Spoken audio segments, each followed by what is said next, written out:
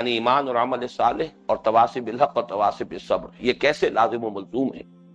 تو اس کے ضمن میں نے عرض کیا تھا کہ 3 اساسات ہیں اس کے لزوم کی۔ پہلا لزوم ہے کہ جو خالص قانون طبعی کی بنیاد پر ہے، کہ جیسے کہیں آگ جلے گی تو ماحول میں حرارت سرایت کرے گی، الا یہ کہ وہ آگ کی صورت ہو، حقیقتاً آگ نہ ہو۔ کہیں اگر برف کی سلیں رکھی ہیں تو ماحول میں اس سے ٹھنڈ اور برودت جو ہے وہ سرایت کرے گی، الا یہ کہ وہ نظر آتی ہو برف، حقیقت میں برف نہ ہو بلکہ وہ کانچ کی کوئی سلی ہو۔ اسی طریقے سے جہاں کہیں بھی ایمان حقیقی اور عمل صالح اپنی پختہ شکل میں ہوگا، ممکن نہیں ہے کہ اس سے ماحول میں ایمان اور اعمال صالحہ سرایت نہ کرے، نفوذ نہ کرے۔ اس کا امکان اگر ہے تو در حقیقت 2 صورتوں میں، یا تو معاشرہ بالکل مر چکا ہو اخلاقی اعتبار سے،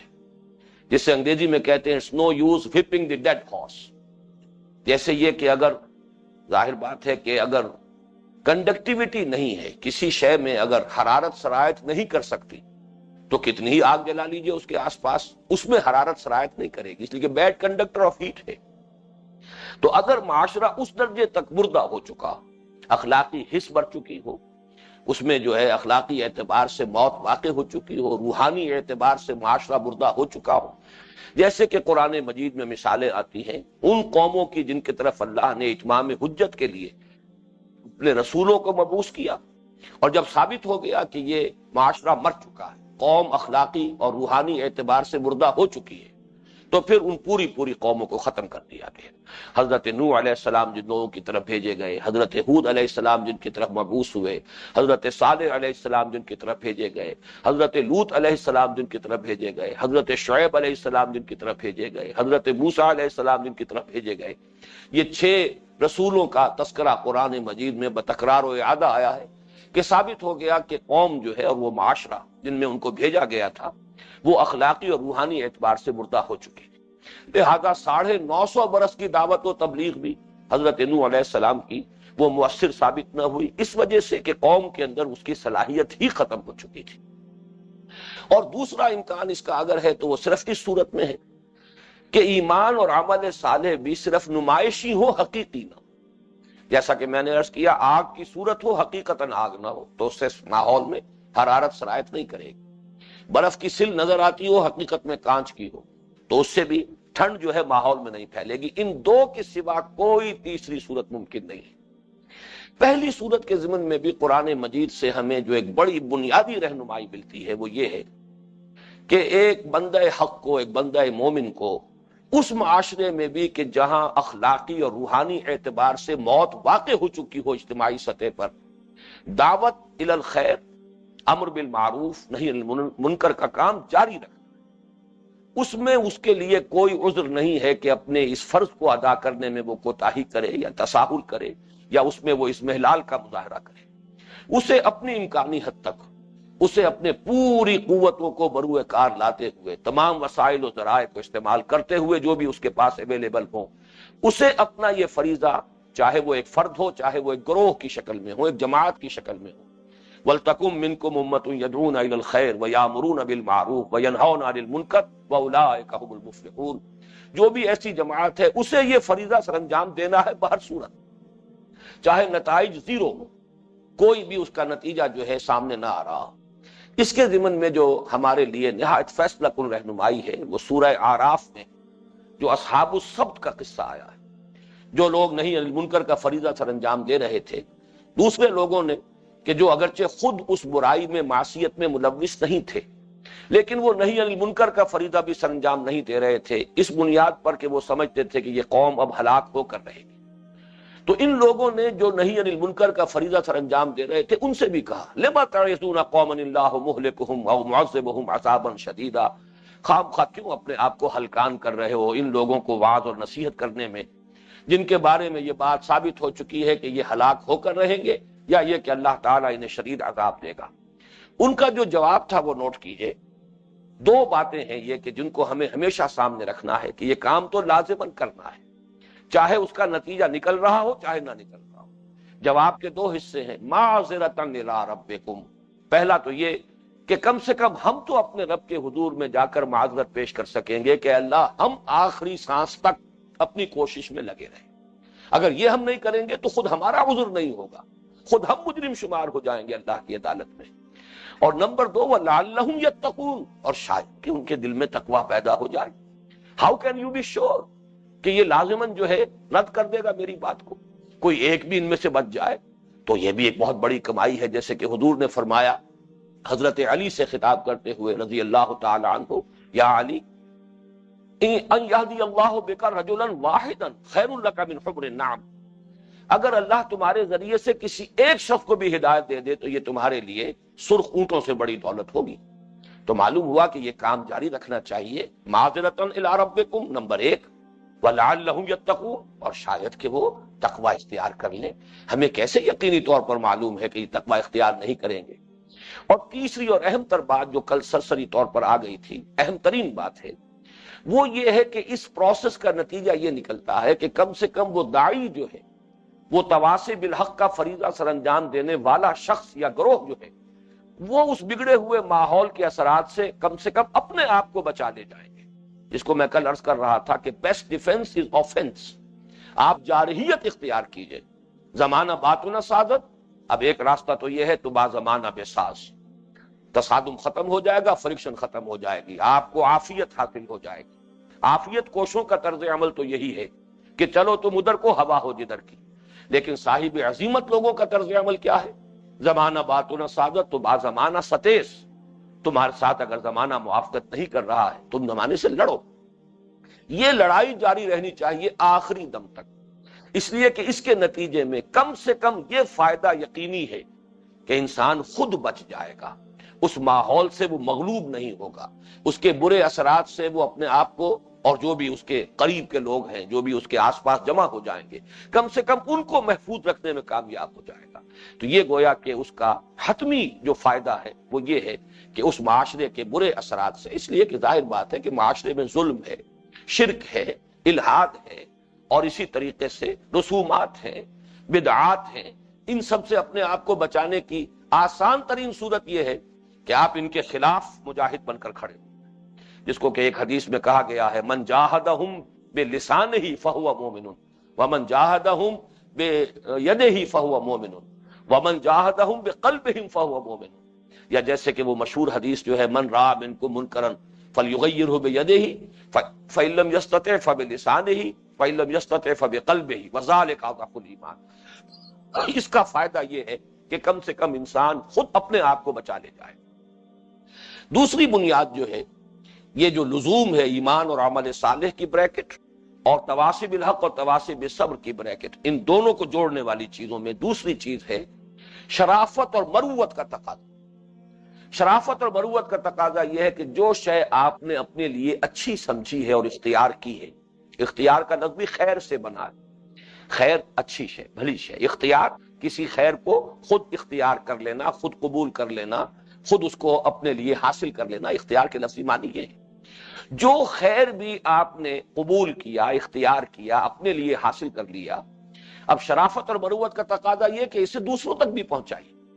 یہ گویا کہ انسان کی ایک اعتبار سے بخل کی نفی، اور اس کے اندر یہ بھی اللہ تعالیٰ کی طرف سے گویا کہ ایک بہت بڑی جو ہے لوگوں کی خدمت ہے، خدمت خلق کا بہت بڑا یہ گویا کہ محاذ ہے کہ اس خیر میں ان کو شریک کیجئے، جسے انگریزی میں آپ کہتے ہیں try to share it with others, تاکہ وہ بھی آپ کی اس بھلائی کے اندر شریک ہو جائے. یہ شرافت اور مروت کا تقاضا ہے. اگر کسی شخص نے ایمان کو سمجھا ہے کہ بہت بڑی دولت ہے، اسی لیے اسے قبول کیا ہے، یہی اصل حقیقت ہے، یہی ہدایت ہے، تو اب اپنی اس خیر میں وہ اپنے بھائیوں کو، اپنے عزیزوں کو، اپنے اعزاء و اقارب کو، اپنے دوستوں کو، اپنے اہل قبیلہ کو، اپنے اہل خاندان کو، اپنی قوم کے لوگوں کو، اپنے ملک کے لوگوں کو، یہاں تک کہ پوری نوع انسانی کو شریک کرنے کی کوشش کریں. یہ در حقیقت شرافت اور مروت کا تقاضا ہے.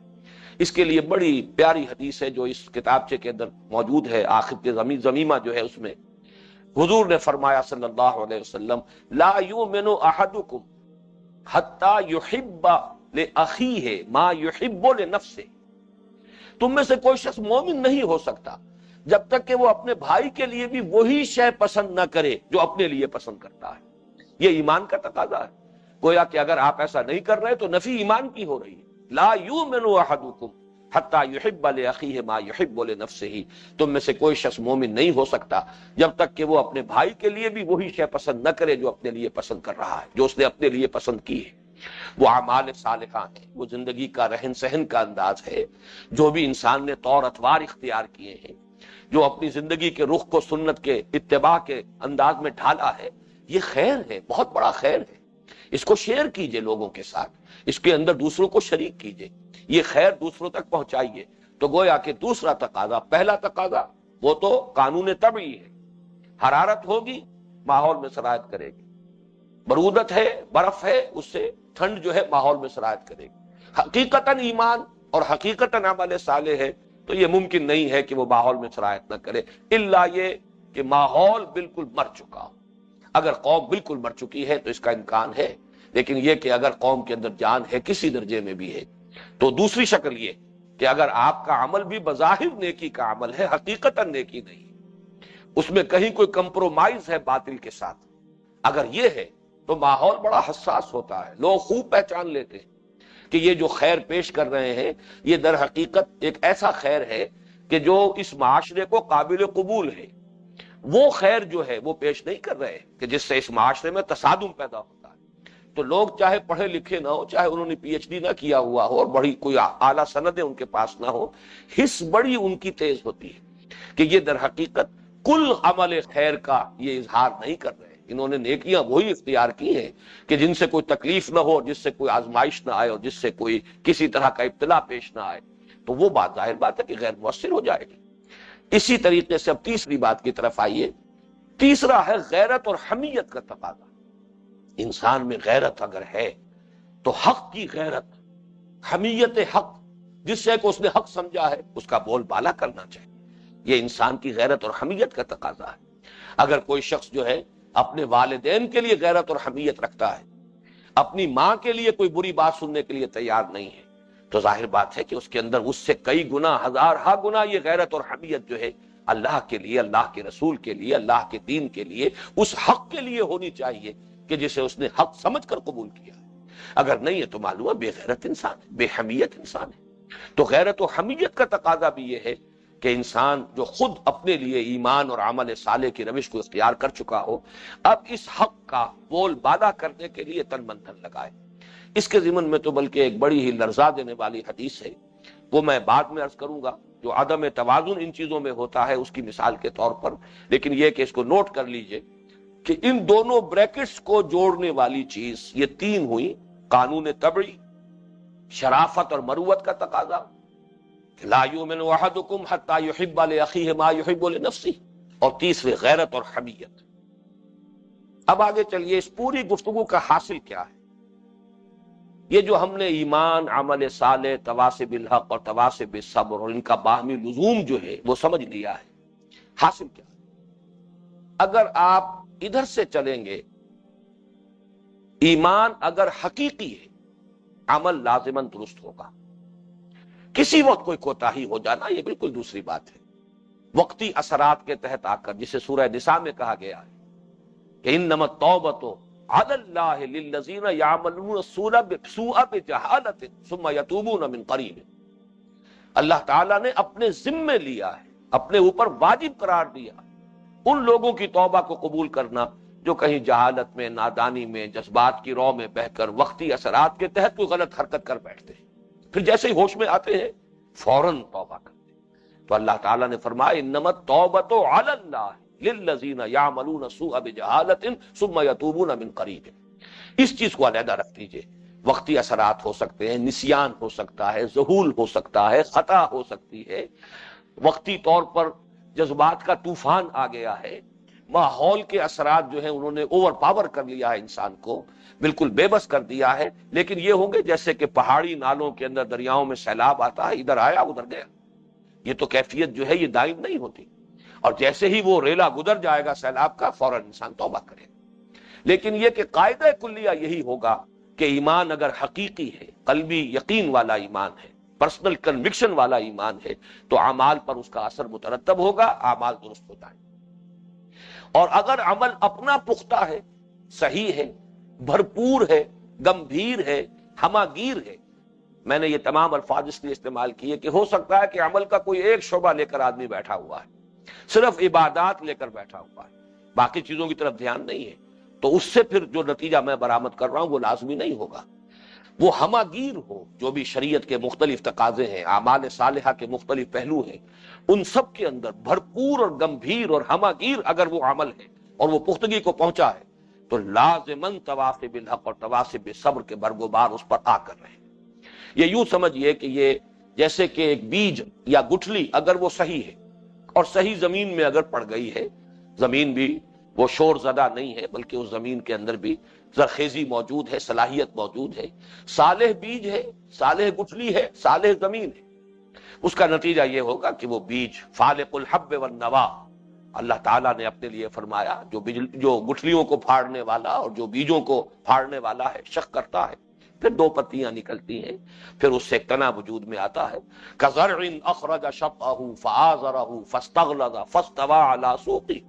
یہ یقیناً پھر ایک درخت بنے گا اور درخت میں برگ و بار آئیں گے۔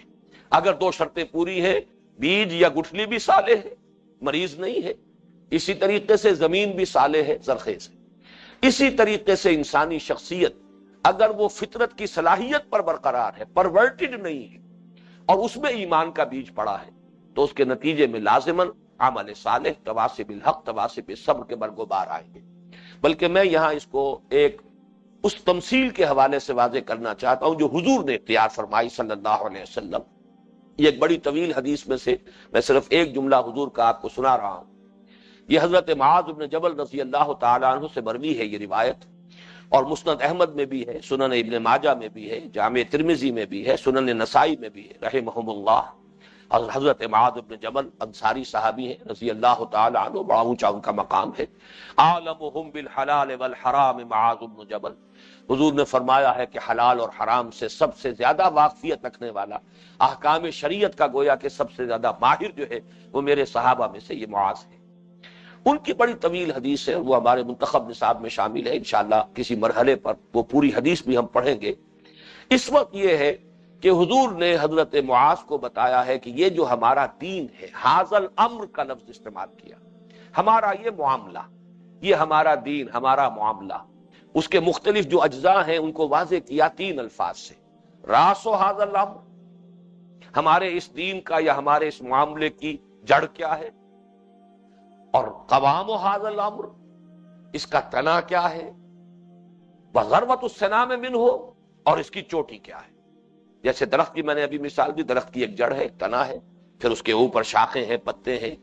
پھل یا پھول جو بھی آئیں گے وہ ان شاخوں اور پتوں پر آئیں گے، نہ جڑ میں لگیں گے نہ تنے میں لگیں گے، برگ و بار جنہیں ہم کہتے ہیں۔ تو جڑ اور تنا اور برگ و بار، یہی تین الفاظ استعمال کیے حضور نے۔ اور اب وہ حضور صلی اللہ علیہ وسلم کا جملہ مبارکہ سنیے، ان رأس هذا الامر ان تشهد ان لا الہ الا اللہ وحدہ لا شریک لہ وان محمدا عبدہ ورسولہ۔ ہمارے اس دین، ہمارے اس معاملے کی جڑ، اس کی بنیاد تو یہ ہے کہ تم گواہی دو کہ اللہ کے سوا کوئی معبود نہیں، وہ تنہا ہے، اس کے ساتھ کوئی شریک نہیں، اور یہ کہ محمد صلی اللہ علیہ وسلم اللہ کے بندے اور رسول ہیں۔ وَأَنَّ قَوَامَ هَذَا الْأَمْرِ إِقَامُ الصَّلَاةِ وَإِيتَاءُ الزَّكَاةِ، اور ہمارے اس امر کا، ہمارے اس دین کا، ہمارے اس معاملے کا تنا، قوام، جس پر کوئی چیز کھڑی ہوتی ہے، اس کا ستون کہہ لیجئے، عمارت کے لیے ستون قوام ہے، درخت کے لیے تنا جو ہے وہ قوام ہے۔ وَأَنَّ قَوَامَ هَذَا الْأَمْرِ إِقَامُ الصَّلَاةِ وَإِيتَاءُ الزَّكَاةِ، نماز کا قائم کرنا اور زکوٰۃ کا ادا کرنا۔ یہ گویا کہ عمل صالح میں سے جو دو اہم ترین ہیں، جو گویا کہ بہت بنیادی ہیں، ان کا ذکر کیا گیا۔ اب تیسرا حصہ ہے وَأَنَّ ذَرْوَةَ السَّنَامِ مِنْهُ الْجِهَادُ فِي سَبِيلِ اللَّهِ، اور جو اس کی چوٹی ہے وہ جہاد فی سبیل اللہ۔ جہاد فی سبیل اللہ در حقیقت جامع ہے تواصی بالحق تواصی بالصبر کا، حق کی دعوت، حق کی تبلیغ، حق کی اشاعت، حق کے بول بالا کرنے کی جد و جہد، پھر اس میں جو بھی رد عمل ہو، جو مخالفت ہو، جو تکالیف آئیں، جو ابتلائیں ہوں، جو بھی آزمائشیں آئیں، جن بھٹیوں میں سے گزرنا پڑے، انسان تن من دھن اس کام کے لیے لگانے کے لیے اور جان کی بازی کھیلنے کے لیے تیار رہے۔ یہی جہاد فی سبیل اللہ ہے، بے اموالکم وانفسکم، اس جہاد میں اپنے مال بھی خرچ ہوتے ہیں، اپنی جانیں بھی صرف ہوتی ہیں۔ تو یہ ہے در حقیقت ان میں لزوم کا معاملہ کہ اگر ادھر سے چلیں گے ایمان اگر صحیح ہے عمل صالح نتیجتاً وجود میں آئے گا، آگے چلیں گے تواسب الحق کی شاخ اس سے پھوٹے گی، اور اگر وہ حق صحیح ہے، بھرپور ہے، کل ہے، تو اس کا رد عمل ایک غلط معاشرے میں، الا یہ کہ حق کا بول بالا ہے معاشرے میں، پہلے ہی حق کا غلبہ ہے، تو ظاہر بات ہے کوئی تصادم نہیں ہوگا۔ لیکن اگر باطل کا غلبہ ہے تو تصادم ہوگا، اور پھر وہ تواصی بالصبر کا مرحلہ آ کر رہے گا۔ اب اسی کو آپ لیجئے، یہی چیز کو کانورسلی لیجئے، یہ ذرا اب تلخ بات بن جائے گی، لیکن یہ کہ میں چاہتا ہوں کہ اس کو بھی اچھی طریقے سے ذہن نشین کر لیا جائے۔ اگر کہیں تواصی بالصبر کا مرحلہ نہیں آ رہا، تصادم نہیں ہو رہا، تکالیف نہیں آ رہی، معاشرہ ریئیکٹ نہیں کر رہا، کہیں کوئی ابتلا نہیں ہے، اور بظاہر آدمی سمجھتا ہے میں دین کی دعوت دے رہا ہوں، حق کی دعوت دے رہا ہوں، حق کی تبلیغ کر رہا ہوں، تو some thing is wrong some where, وہ پورے دین کی تبلیغ نہیں کر رہا، وہ یقیناً دین کے ان حصوں کی تبلیغ کر رہا ہے کہ جس سے کسی کو کوئی اندیشہ نہیں، جس سے کسی کے مفاد پر کوئی آنچ نہیں آتی، کوئی نہ کوئی جنٹل مین ایگریمنٹ ہے، کوئی نہ کوئی باطنی درپردہ مفاہمت اور مصالحت ہے اس باطل کے نظام کے ساتھ، ورنہ کیسے ممکن ہے کہ حق کی دعوت ہو اور نظام باطل جو ہے اس کا راستہ روکنے کے لیے میدان میں نہ آئے؟ انہونی بات ہے، امپاسبل، ناممکن۔ اگر ایسا ہے کہ دعوت بظاہر حق کی دعوت ہے لیکن نظام باطل اسے برداشت کر رہا ہے، اس کے اندر کوئی اندیشہ محسوس نہیں ہو رہا، تو لا محالہ یا تو یہ ہے کہ کوئی درپردہ مفاہمت ہے شعوری یا غیر شعوری، یا یہ ہے کہ دین کے صرف ان اجزاء کی تبلیغ کی جا رہی ہے کہ جن سے کسی کے مفاد پر کوئی آنچ نہیں آتی۔ نماز پڑھنے کی آپ دعوت اور تبلیغ دیتے کرتے رہیے، ظاہر بات ہے نہ سرمایہ داروں کو کوئی اندیشہ ہے، نہ جاگیرداروں کو کوئی اندیشہ ہے، نہ جن کے تاج و تخت جو ہیں، جن کے ایوان سجے ہوئے انہیں کوئی اندیشہ ہے۔ پڑھو نماز، روزہ رکھنے کی تلقین کرتے رہیے، کسی کو کیا اندیشہ ہے؟ انگریز کو بھی اس میں کوئی اندیشہ محسوس نہیں ہوا، انگریزوں کی چھاونیوں میں کھڑے ہو اذانیں دی گئی ہیں، نمازیں پڑھی گئی ہیں، جمعہ اور جماعت ہوتا رہا ہے، اللہ اکبر کے نعرے لگتے رہے، انگریز کو بھی معلوم تھا۔ دے ڈونٹ مین اٹ، یہ ان کا مفہوم ہے ہی نہیں کہ اللہ واقعی سب سے بڑا ہے، یہ تو ایک مذہبی عقیدہ ہے، اس عقیدے کی حیثیت سے اس کو بیان کر رہے ہیں، ورنہ اگر کوئی شخص سمجھ کر کہے اللہ اکبر تو نفی ہو رہی ہے۔ انگریز بڑا نہیں ہے، انگریز کا قانون بڑا نہیں ہے، اللہ بڑا ہے، اللہ کا قانون بالا تر ہے، یہ تو کلمہ بغاوت ہے، پھر محض ایک اللہ اکبر کا کلمہ کلمہ بغاوت ہے، بشرطے کہ اس کو جو بھی کہہ رہا ہے وہ سمجھ کر کہہ رہا ہو۔ لیکن جب معلوم ہو کہ نہیں یہ مفہوم نہیں ہے، یہ صرف ایک رسم ہے، رہ گئی رسم اذاں روح بلالی نہ رہی، فلسفہ رہ گیا تلقین غزالی نہ رہی، تو رسم سے کوئی اندیشے کی کوئی ضرورت نہیں۔ تو سمجھ لیجئے کہ اگر نظام باطل ہے اور وہ برداشت کر رہا ہے کسی دعوت کو، چاہے اس دعوت کے داعی کتنے ہی اپنے زوم کے مطابق بزوم خیش وہ سمجھتے ہو کہ ہم حق پیش کر رہے ہیں، تو یقیناً وہ نمائشی حق ہے، وہ کوئی رسمی سا حق ہے، وہ کوئی جزوی سا حق ہے، کوئی نہ کوئی درپردہ مصالحت موجود ہے۔ اور پیچھے آئیے، اگر دعوت کا مرحلہ آ ہی نہیں رہا، اگر صرف اپنی انفرادی نیکی تک انسان محدود ہے، تو اس کا بھی منطقی نتیجہ یہ ہے کہ اس کا اپنا عمل صالح بھی ہماگیر نہیں ہے، یہ بھی کوئی محدود ہے، اس کے اندر بھی کہیں نہ کہیں کوئی گھن جو ہے اندر سے اسے کھائے ہوئے ہے۔ یہ صورت ضرور ہے عمل صالح کی، جیسے کہ آپ کو معلوم ہے کوئی چوکھٹ لکڑی کی بڑی ہی بہت ہی موٹی چوکھٹ اندر سے گھن کھا جاتی ہے، لیکن یہ کہ اوپر ایک ونیئر برقرار رہتا ہے۔ گھن جو ہے کتنا سا حقیر سا وہ کیڑا سا ہے، اسے بھی اتنی سمجھ اللہ نے دی ہے کہ وہ اندر سے پوری لکڑی کو کھا جاتا ہے، لیکن یہ کہ اوپر ایک چپٹی جو ہے کہہ لیجئے یا ونیئر جو ہے وہ برقرار رہا، اس لیے کہ اگر یہ ختم ہو گیا تو نظر آ جائے گا کہ اندر کیا ہو رہا ہے۔ وہ ونیئر ہے، صرف حقیقت نہیں۔ عمل صالح کا صرف کچھ مظاہر ہے، حقیقت نہیں۔ اور اگر عمل درست نہیں ہو رہا، آئیے ریورس میں ہم چل رہے ہیں، اگر تواصی بالحق کا مرحلہ نہیں آیا ہے تو حقیقتاً دعوت حق کی نہیں ہے، کل حق کی نہیں۔ اگر دعوت حق کا مرحلہ نہیں آ رہا ہے تو اپنی نیکی بھی در حقیقت ظاہری نیکی ہے۔ ہمارا جو اگلا درس ہے وہ ہے ہی نیکی کی حقیقت، لیس البر ان تولوا وجوہکم قبل المشرق والمغرب، وہ نیکی کی اصل حقیقت کیا ہے وہ اس دوسرے درس میں سامنے آئے گی۔ تو بظاہر نیکی حقیقتاً نیکی نہیں ہے، ظاہری نیکی ہے، یہ در حقیقت اپنے باطن کے اعتبار سے نیکی نہیں ہے، روح سے خالی ہے، ایک جسد ہے، ایک صرف ظاہری صورت ہے۔ اور اگر یہ بھی نہیں ہے، نیکی نہیں ہے، پھر ایمان نہیں، جس میں کہ میں نے بارہا آپ کو وہ جیسے کل بھی میں نے عرض کیا تھا کہ حضور کی وہ حدیث لا ایمان لمن لا امانت له، کوئی ایمان نہیں ہے اس شخص کا جس کے اندر امانت داری کا وصف نہیں۔ معلوم ہوا کہ ایک عمل سے نفی ہو رہی ہے ایمان کی، لا یؤمن واللہ لا یؤمن واللہ لا یؤمن واللہ لا یؤمن، قیل من یا رسول اللہ، قال الذی لا یامن جارہ بوائقہ، متفق علیہ، بخاری اور مسلم دونوں کی روایت۔ خدا کی قسم وہ شخص مومن نہیں، خدا کی قسم وہ شخص مومن نہیں، خدا کی قسم وہ شخص مومن نہیں۔ پوچھا گیا حضور کون؟ فرمایا وہ شخص الذی لا یامن جارہ بوائقہ، جس شخص کا کہ پڑوسی اس کی ایذا رسانی کی وجہ سے چین میں نہیں، جس کو آپ کہیں گے زیادہ سے زیادہ ایک بد اخلاقی ہے، کج خلقی ہے، یہ کوئی کبیرہ گناہ نہیں ہے جو ہمارے ہاں فہرست ہے کبیرہ گناہوں کی، اس کے اندر شاید اس کا کہیں وجود ہی نہ ہو، لیکن یہ کہ اس سے نفی مطلق 3 مرتبہ اللہ کی قسم کھا کر نفی مطلق فرما رہے ہیں۔ وہ بات نوٹ کر لیجئے کہ اس کے معنی یہ نہیں کہ وہ شخص کافر ہو گیا، وہ فرق رکھیے، وہ ایمان، وہ قانونی ایمان یہ بالکل علیحدہ شے ہے، اس کا تعلق جو ہے دنیا میں کسی کے مسلمان شمار ہونے سے، گناہ کبیرہ پر بھی کوئی شخص جو ہے کافر نہیں ہوتا، اور یہ امام اعظم امام ابو حنیفہ رحمۃ اللہ علیہ کا موقف 100% درست ہے۔ لیکن وہ قانونی ایمان ہے جس کی بنیاد پر دنیا میں ہم کسی کو مسلم یا مومن سمجھتے ہیں، وہ حقیقی ایمان جس کی بنیاد پر آخرت میں اللہ تعالیٰ کسی کو مومن تسلیم کرے گا، وہ شے دیگر ہے، وہ تصدیق بالقلب والا ایمان ہے، وہ یقین قلبی والا ایمان ہے، اس کی نفی کی جا رہی ہے۔ تیسری بات، اور یہ بہت اہم ہے، اسی کو میں کنکلوڈ کر رہا ہوں جو ہم نے تیسری آیت کے ضمن میں الا الذین آمنوا وعملوا الصالحات وتواصوا بالحق وتواصوا بالصبر، اس کی جو بھی ہم نے اس کے بارے میں کچھ گہرائی میں جا کر غور و فکر کرنے کی کوشش کی ہے، اس کے ضمن میں جو میں حاصل کلام جو میں اس وقت بیان کر رہا ہوں، ادھر سے چلیں گے ایمان حقیقی ہے، عمل درست ہوگا، عمل اپنا صحیح ہوگا، تواصی بالحق کا نتیجہ ضرور وجود میں آئے گا۔ تواصی اگر واقعتاً حق کی ہو رہی ہو، پورے حق کی ہو رہی ہو، تو تصادم ہوگا اور صبر کے مراحل آ کر رہے،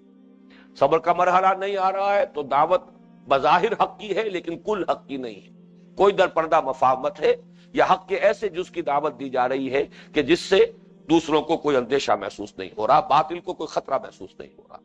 یہ نہیں ہے تو گویا کہ اپنا عمل بھی درست نہیں ہے، تواصی بالحق بھی نہیں ہے تو گویا کہ اپنا عمل بھی صحیح نہیں، ظاہری نیکی ہے حقیقی نیکی نہیں، اور اگر یہ عمل صالح نہیں ہے تو پھر ایمان بھی نہیں، حقیقی ایمان نہیں۔ تیسری بات جیسا کہ میں نے عرض کیا وہ یہ ہے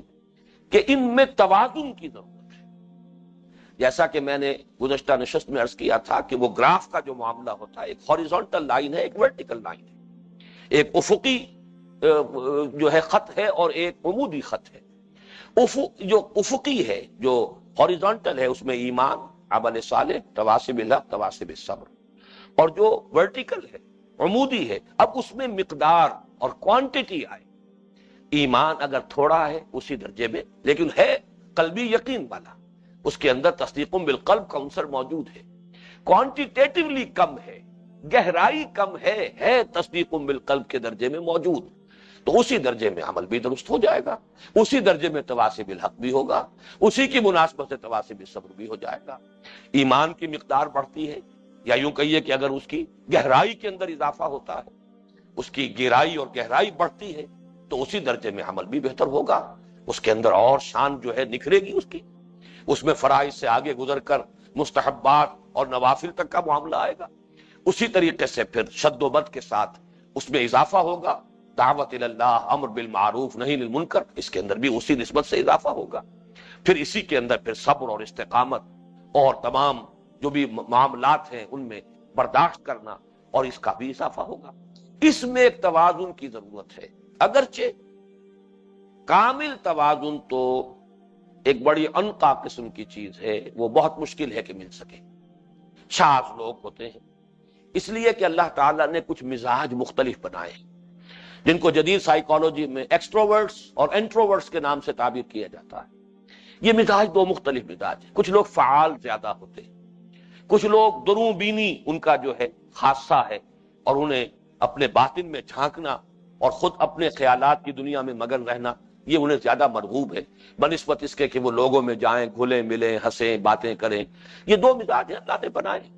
اسی اعتبار سے جو اونچے مراتب ہیں اس پر بھی صدیقیت اور شہادت کے جو دو مراتب عالیہ ہیں ان کی بھی در حقیقت مناسبت اسی سے ہے۔ جو انٹروورٹس ہوتے ہیں وہ در حقیقت آگے جائیں گے، صدیقین کی فہرست میں شامل ہوں گے۔ جو ایکسٹروورٹس ہوتے ہیں ان کی جب روحانی اور دینی ترقی ہوگی وہ شہداء کے زمرے میں آئیں گے۔ اس اعتبار سے کسی درجے میں کمی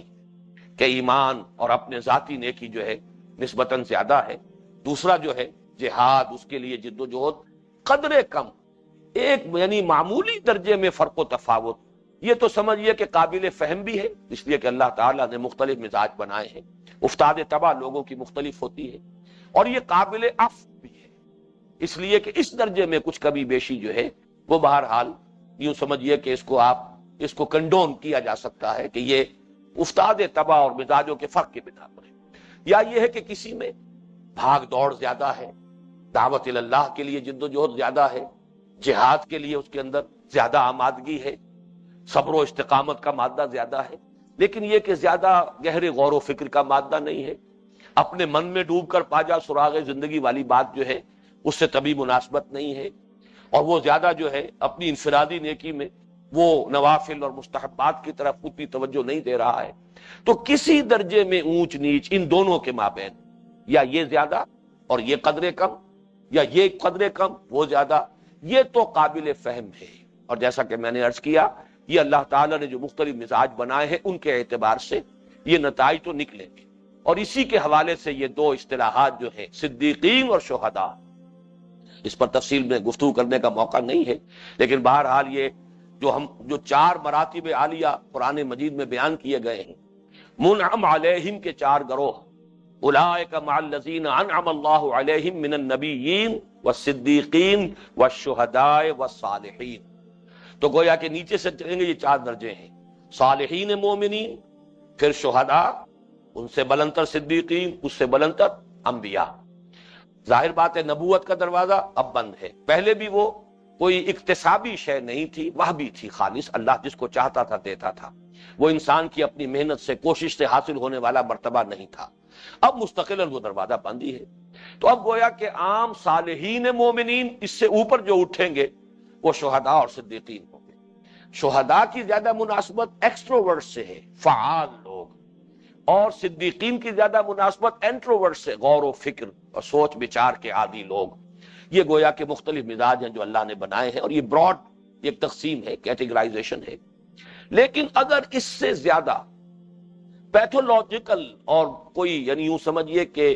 مریضانہ قسم کا عدم توازن ہے، تو اس کی صرف دو مثالیں میں اس وقت دوں گا۔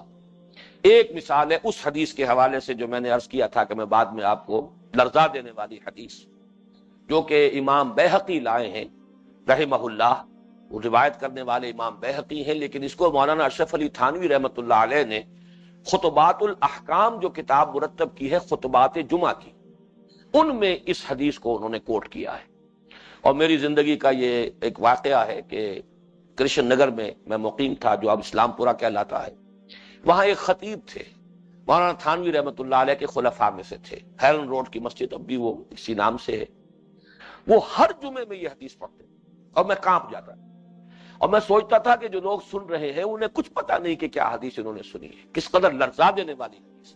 اس لیے کہ ترجمہ انہوں نے کبھی کیا نہیں، وہ صرف جب خطبہ عربی کا پڑھتے تھے تب یہ حدیث ہر جمعے میں پڑھتے تھے، اور حدیث اس درجے لرزا دینے والی ہے کہ حضور ارشاد فرماتے ہیں اوحى اللہ عز وجل الى جبرائیل علیہ الصلوۃ والسلام ان اقلب مدینۃ کذا وکذا باہلھا، اللہ نے وحی کے ذریعے سے حکم دیا جبرائیل کو علیہ الصلوۃ والسلام کہ فلاں فلاں بستیوں کو الٹ دو، تلپٹ کر، عذاب استیصال، وہ عذاب کے جو ان قوموں پر آیا ہے جن کی طرف اللہ نے رسول مبعوث کر کے اور حجت قائم کی کہ پوری پوری بستیاں الٹ دی گئی، تو اس فرمایا کہ ان بستیوں کو الٹ دو۔ قال فقال،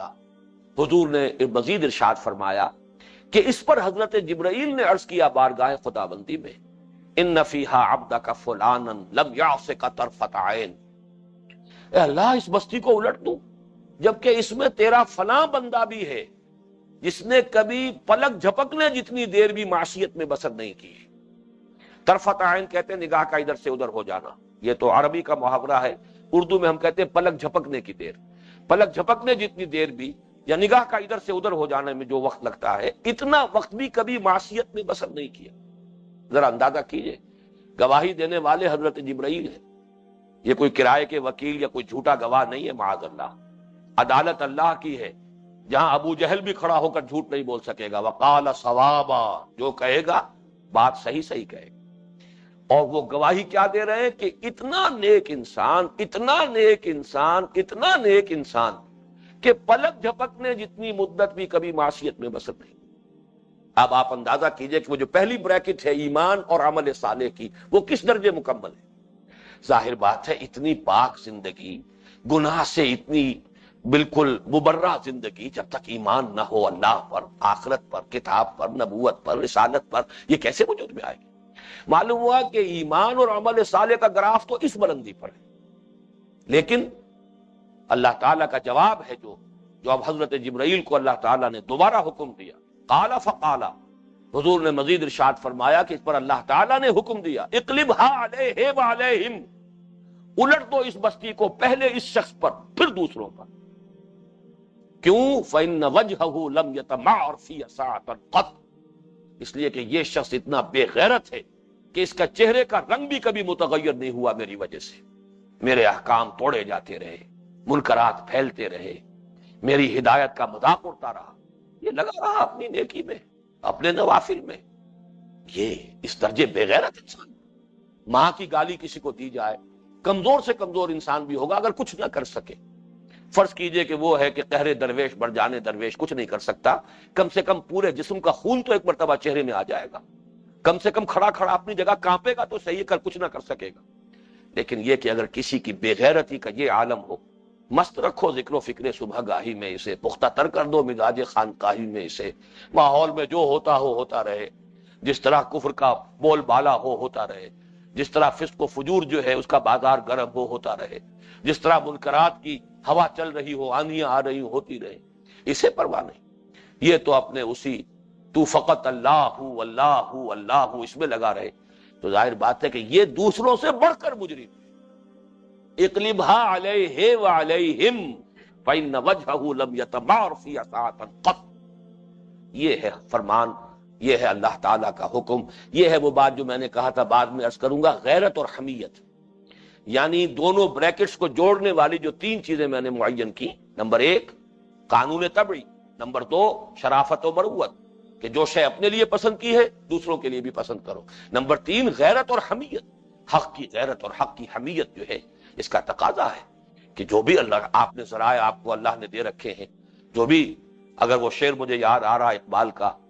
اگر یک قطرہ خون داری، اگر مشتے پرے داری، بیا بامن تو آموزم طریق شاہ بازی را، اگر خون کا ایک قطرہ بھی جسم میں ہے، اگر ایک مٹھی بھر پر اگر ہے موجود، تو آؤ میں تمہیں شاہ بازی کے طریقے سکھاؤں۔ تو اگر کچھ بھی اللہ نے دیا ہے اسی کو لے کر آ جاؤ میدان میں، باطل کے خلاف اگر پنجہ آزمائی کے لیے میدان میں نہیں آتے، اس کا مطلب یہ کہ تم دوسروں سے بڑھ کر مجرم، دوسرے غافل ہیں، تم عارف ہو، سب کچھ سمجھ رہے ہو، تم پر حقیقتیں منکشف ہیں، اگر تمہارا یہ طرز عمل ہے تو تم دوسروں سے بڑھ کر مجرم ہو۔ اقلبھا علیہ وعلیہم، الٹو اس بستی کو، پہلے اس پر پھر دوسروں۔ دوسرا اس کے برعکس جو ہے یہ پیتھولوجی، اس میں کیا ہوا کہ یہ ایک بریکٹ ایمان اور عمل صالح وہ اس درجے پر، لیکن تواصی بالحق تواصی بالصبر یہ بالکل نیچے، عدم توازن انتہائی شکل۔ دوسرا عدم توازن ہمارے اس دور میں پیدا ہوا ہے اس لیے کہ بہت سے اسباب ایسے ہیں کہ جن سے اعلاء کلمت اللہ، جہاد اور اقامت دین اور اللہ کے دین کا احیاء، اس کا ولولہ، اس کا کچھ چرچا اس درجے عام ہو گیا ہے کہ بہت سے لوگ اس میدان میں ہیں۔ لیکن اس میں آپ کو نظر آئے گا ایسے بھی لوگ ہیں، اپنا عمل دیکھیے تو وہ نظر آ رہا ہے کہ وہ بالکل جو بیس لائن ہے اس کے ساتھ پڑا ہوا ہے، فرائض بھی بمشکل پورے ہو رہے ہیں، ایمان کا معاملہ بھی ہے تو صرف وہ اقرار باللسان اور کچھ عقائد جو یاد کر لیے ہیں، ان سے زیادہ وہ ان کا ذاتی تجربہ ہے ہی نہیں، نہ اس کی ضرورت کا احساس ہے کہ اسے کوئی ہمیں اپنے باطن میں ریئلائز کرنا چاہیے، حقیقتوں کو اپنے باطن کے اندر ریئلائز کر سکے، اس کی ضرورت کا بھی احساس نہیں، بس ایک موروثی عقیدہ، اور یہ کہ عبادات وغیرہ میں اپنے اعمال کے اندر بھی بہت ہی نیچے۔ لیکن دوسری طرف دیکھیے تو مجاہد ہیں اللہ کے راہ کے، اور جو بول بالا کرنے کے لیے دین کا میدان میں آ گئے ہیں، ان کی تقریریں سنیے، ان کے نعرے سنیے، ان کے جلوس دیکھیے، تو معلوم ہوتا ہے کہ شاید صحابہ کرام کے اندر بھی یہ جوش و خروش نہ ہوتا ہو۔ وہ جوش و خروش ان کا جو تھا وہ آتش فشاں پہاڑ کے مانند تھا، اندر تھا۔ لیکن یہ کہ یہاں جو بھی نعرے لگتے ہیں اور جو دھواں دھار قسم کی باتیں ہوتی ہیں، یہ بالکل اس کے برعکس کیفیت ہے، اور یہی سبب ہے یہ تحریکیں ناکام کیوں ہو رہی ہیں۔ کیا وجہ ہے ابھی تک ہم کہیں بھی منزل مقصود کے قریب نہیں پہنچ پا رہے؟ اس کا وجہ یہی عدم توازن۔ ایک عدم توازن وہ کہ اپنا ایمان، وہ تو گویا کہ نہ صرف ایمان بالغیب، بلکہ انسان اس کوشش میں ہے کہ مشاہدہ کرے، اس کے لیے اتنے مراقبے کر رہا ہے، اس کے لیے اتنی تپسیائیں کر رہا ہے، فجاہد فی خلواتک، وہ مجاہدے جاری ہیں۔ اپنی نیکی کا یہ عالم ہے کہ لم یاسک طرفت عین، لیکن تواصی بالحق تواصی بالصبر، یا زیرو پر یا بہت ہی بیس لائن کے قریب۔ یا یہ دوسرا ہے برعکس کہ اپنا ایمان، اس کی گہرائی اور گہرائی کی کوئی فکر نہیں، بس موروثی عقیدہ اقرار باللسان پر چل رہے ہیں۔ اور دوسری طرف اپنے اعمال کے اندر بھی یہی صورت ہے، اپنے گھر میں شریعت نہیں، اپنے وجود پر شریعت نہیں، لیکن اللہ کا دین قائم کرنے کے لیے نعرہ تکبیر اللہ اکبر لگانے کے لیے بہت ہی جوش و خروش کا مظاہرہ۔ یہ دونوں جو ہیں ایکولی پیتھولوجیکل کنڈیشنز ہیں، ایک دوسرے کی برعکس تو ہیں، لیکن دونوں اس اعتبار سے مرض کی علامات ہیں، مرض کا مظہر ہے کہ یہ عدم توازن اس درجے کا در حقیقت یہ گویا کہ دین کے ان تمام بنیادی جو ہمارے تقاضے ہیں ان کے پہلوؤں سے متصادم ہے۔ آج نجات اور ان تمام جو ہمارے شرائط ہیں نجات کی اور فلاح کی، اللہ تعالی ہمیں توازن کے ساتھ ان کا حق ادا کرنے کی توفیق عطا فرمائے۔ اقول قولی ھذا واستغفر اللہ لی ولکم ولسائر المسلمین والمسلمات۔